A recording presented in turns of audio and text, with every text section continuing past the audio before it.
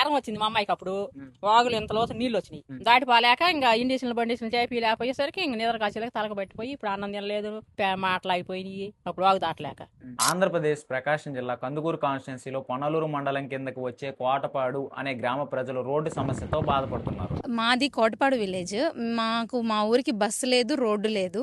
మామూలుగా బైక్స్ ఉన్న వాళ్ళు అయితే ఎట్లా కొట్లా వెళ్తారు. బట్ పెద్దవాళ్ళు, ముసలి వాళ్ళకి ఇంకా చాలా ఇబ్బంది అయిపోతుంది. వచ్చేసి వాగు ఎప్పుడైనా వర్షాలు పడినా, హెవీ రైన్స్ పడినా రాకపోకలు అనేది కంప్లీట్ గా కష్టం అయిపోతుంది. మేము ఏం కావాలన్నా సరే అగ్రహారం వెళ్ళి తెచ్చుకోవాలి. సో అగ్రహారం నుంచి మా ఊరు కోటపాడికి బ్రిడ్జ్ కావాలి, రోడ్డు కావాలి. నిత్యావసర సరుకులకు రావాలన్నా, బ్యాంకుకి రావాలన్నా, ఇంకోటి ఏదైనా హాస్పిటల్కి వెళ్ళాలన్నా ఏరు దాటి రావాల్సింది అగ్రహారం సెంటర్కి రావాలి. చాలా మంది పెద్దోళ్ళు కాలినడకలు నడిచి వెళ్తున్నారు.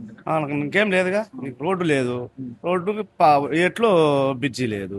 వర్షాలు పడి వాగు వచ్చింది అనుకో, నడుచుకుంటూ రావాల్సింది, బైకులు కూడా రావు. మేము పోవాలన్నా నడిచిపోవాలి, ఏమి ఒక బస్సు ఆటో ఏం లేవు. ఆ రోడ్డు సరిగా లేకపోవడం వల్ల ఆ గుంతలు గతుకులు ఏడ పడతామని భయం వేస్తుంది మాకైతే. అసలు రోడ్డు చూసివా నువ్వు ఇప్పుడు చూసిల్లా అంతే బాబుడలో అసలు బాలేవు.